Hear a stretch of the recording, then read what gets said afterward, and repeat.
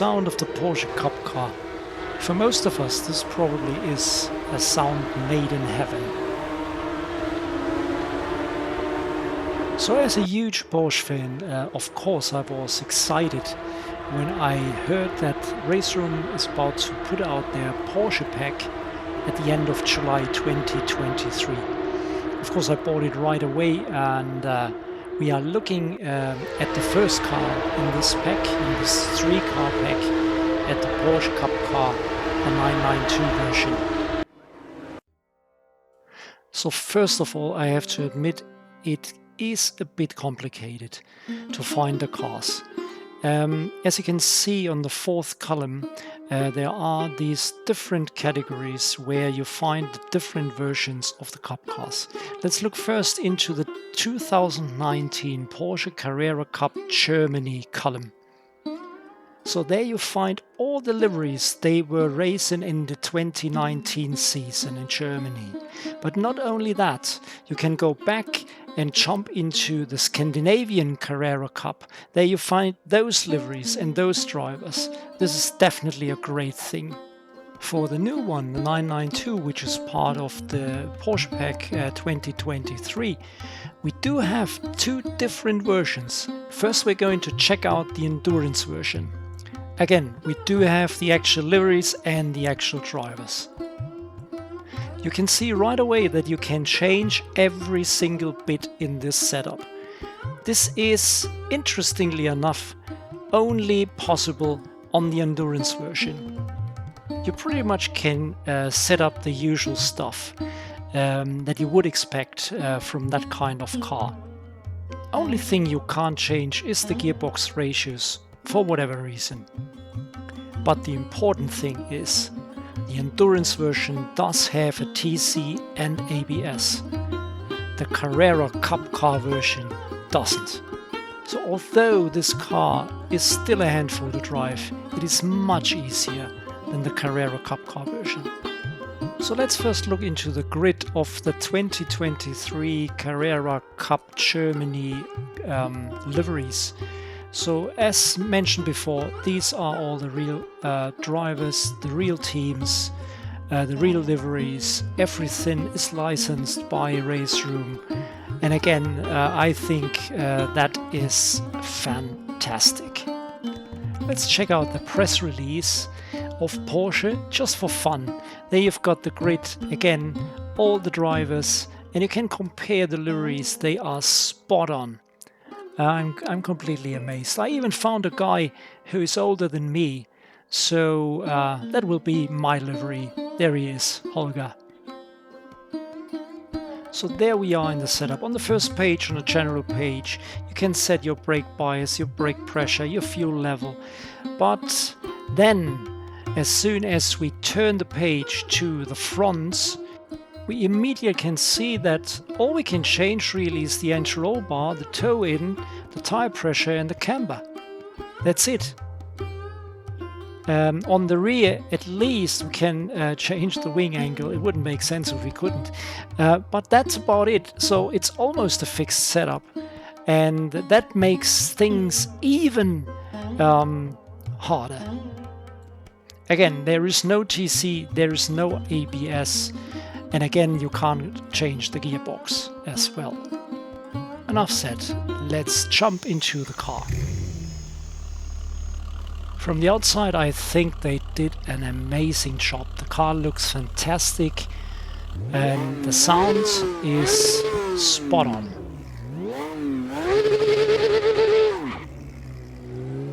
It is your typical 6-cylinder boxer Porsche engine, 510 horsepower. It sounds very familiar. So far so good, but what about the in-cockpit sounds and views?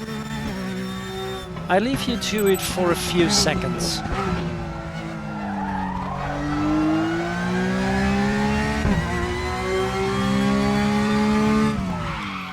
I think right away we can agree that, again, the sound, amazing.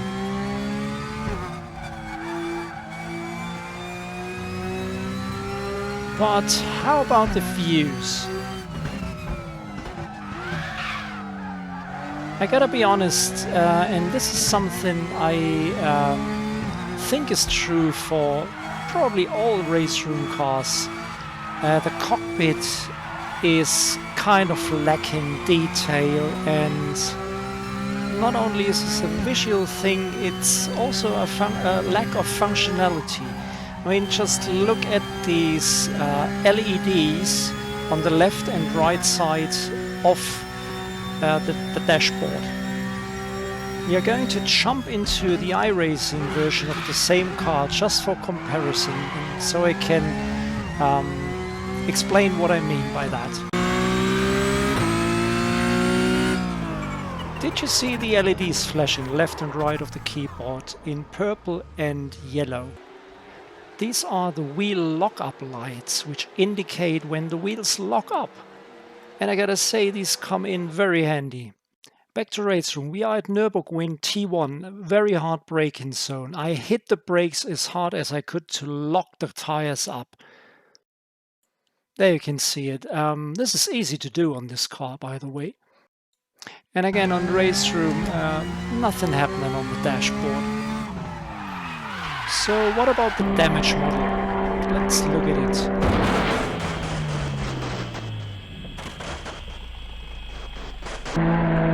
Not a strong point as well. Alright, but what about the driving style? Is it the typical Porsche Cup car feel to it? You gotta remember, this car has its engine on the rear and it's got its fuel tank on the front. This is very peculiar, and it makes for a very special kind of feel and the need to drive the car in a particular way.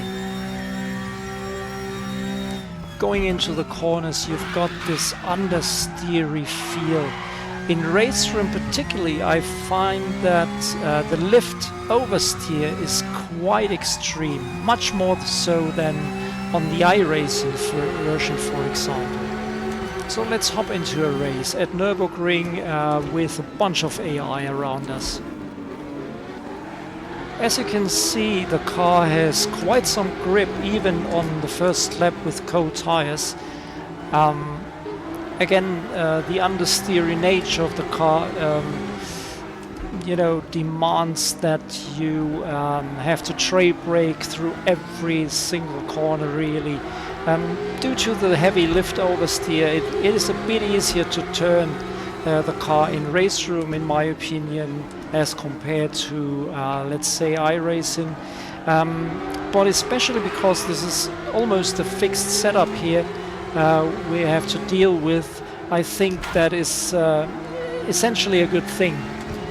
But the biggest challenge is to handle the car under braking, as it should be. I mean, the car is famous for being very, very squishy, very difficult to handle under braking. And I think they did a wonderful job on that. I would even say, although I probably haven't driven all the cars in race room, this one might be my favorite so far. Another thing I might want to add is that some people might argue that this car is for pros only. I disagree. I mean, I can see why they are saying that, because it is a very hard car to drive, and especially to drive fast on the limit. But in my opinion, this is a great training tool for everybody, but especially for new drivers. I mean, if you take your time, you can learn so much about trade braking, about controlling a car under braking, and all this stuff that is really essential for driving a race car. I think this is a car for everybody. And the car is not impossible to catch. Not at all. You might lose it very, very easily, but you do have almost always the possibilities to catch it. So, yeah, all in all, I mean, there are a few down points. Gotta be honest here, yes. the ups are overwhelmingly obvious. So for me, this is definitely a car you got to buy if you are into racing. There's no way around it. So hopefully this was helpful for some of you. I had loads of fun driving in this car.